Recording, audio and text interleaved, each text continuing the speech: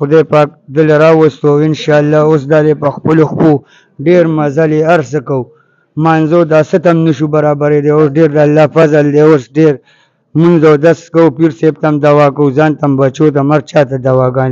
بسم الله الرحمن الرحیم. السلام علیکم ورحمت الله وبرکاتہ. دا کم روډ چې تاسو تخکاری دا تقریبا 15-21 ورځې مخکې راغلی او د بالکل خپوی کار نکو او غریب ډیر بے انتهایی ګرځېدلی دی. ډیر په دمونو باندې په ډاکټرانو باندې سفر کې نه کېدو. دلته الحمدلله راغلی مسله ورته د سحر وا د سحر علاج مو لکلو د هغه سحر د وجې نه د خپې مکمل بندې وي ګرځېدی به نه شو.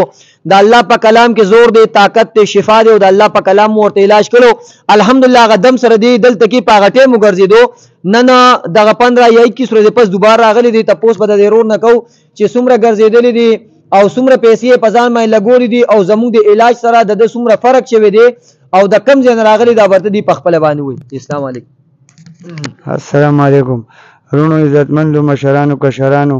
مونږ ډیر زیات پیسې په ځانو لګولې هسپتالونه پرې نه خو ډاکټران یو شیم هم پرې نه خو دمونه او خدای پاک دل راوستو ان شاء الله. اوس دا په خپل خپو ډیر مزل ارس کو مانزو دا ستم نشو برابرې دی. اوس ډیر د الله فضل دی. اوس ډیر مونږ دس کو پیر صاحب تم دوا کو ځان تم بچو د مر چاته دواګانې کو.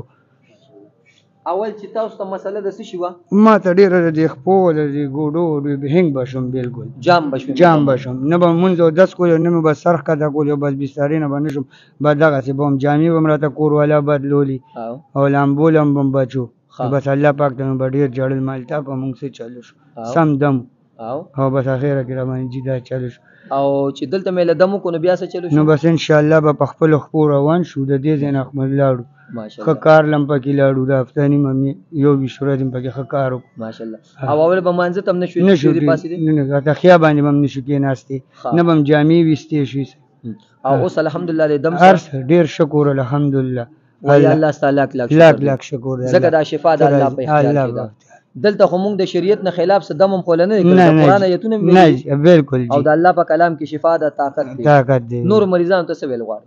بس دلته وایم ته دلته راځي دي او خدای به ښه کوي. الحمدلله د الله په کلام کې شفا ده او د الله په کلام ورته علاج کوه او الحمدلله الله مریضانو ته شفا ورکوي. دا روډ ډیر ګرځېدلی وه د دې خپو د وجې نه په دمونو هم ګرځېدلی په ډاکټرانو هم ګرځېدلی مسله ورته د سحر وه او د هغې د وجې نه د خپې مکمل جام شوي وي مونځ او دس پې نه شو کولی. الحمدلله 21 ورځې پس دوباره راغلی دی الله ورته شفا ورکړې ده مونځ او دس هم کړی دی د 21 ورځې خپله مزدوري هم کړې ده او الله ورته چې کوم دی شفا ورکړې ده. چې کوم مریضان هم راتلل غواړي زموږ اډرس دی مردان ثوابې روډ پارم سټاپ سره نږدې اقرا کالج هغې ته مخامخ د زیشان خان پلازا ده او په هغې کې لاندې په بیسمنټ کې زموږ خانقاه ده. چې کوم په سکرین نمبر ښکاري 0349 55 92 760 0318 999 8149 په دغه نمبر رابطه ساتي.